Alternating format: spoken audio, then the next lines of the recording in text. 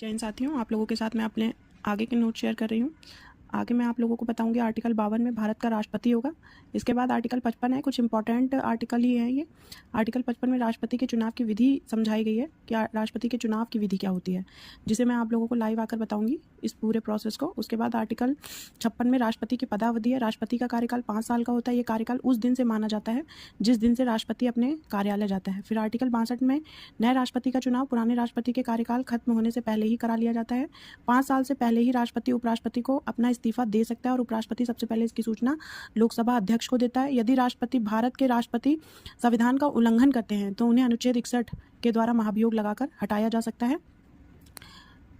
इसके बाद महाभियोग को हम देखेंगे। आर्टिकल 61 का महाभियोग का नोट्स मैंने अलग से बनाया है, जिसमें पूरा प्रोसेस दिया गया है कि आर्टिकल 61 में महाभियोग लगाकर कैसे हटा सकते हैं। जैसे कि जब राष्ट्रपति संविधान का उल्लंघन करते हैं तो इन्हें अनुच्छेद 61 के द्वारा महाभियोग लगाकर हटाया जाता है। महाभियोग का प्रस्ताव संसद के दोनों सदनों, चाहे लोकसभा राज्यसभा, में प्रस्तुत किया जा सकता है, लेकिन जिस सदन में प्रस्तुत किया जा रहा है उस सदन के 1/4 सदस्यों के इस पर हस्ताक्षर होने चाहिए।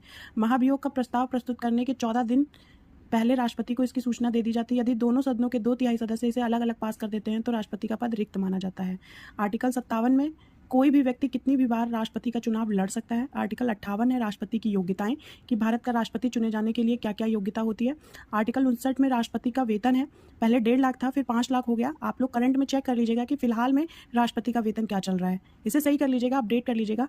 फिर आर्टिकल 60 है, भारत के राष्ट्रपति को मुख्य न्यायाधीश के द्वारा शपथ दिलाई जाती है। यदि मुख्य न्यायाधीश उपस्थित नहीं होते तो ऐसी स्थिति में सुप्रीम कोर्ट का कोई भी न्यायाधीश उनको शपथ दिला सकता है।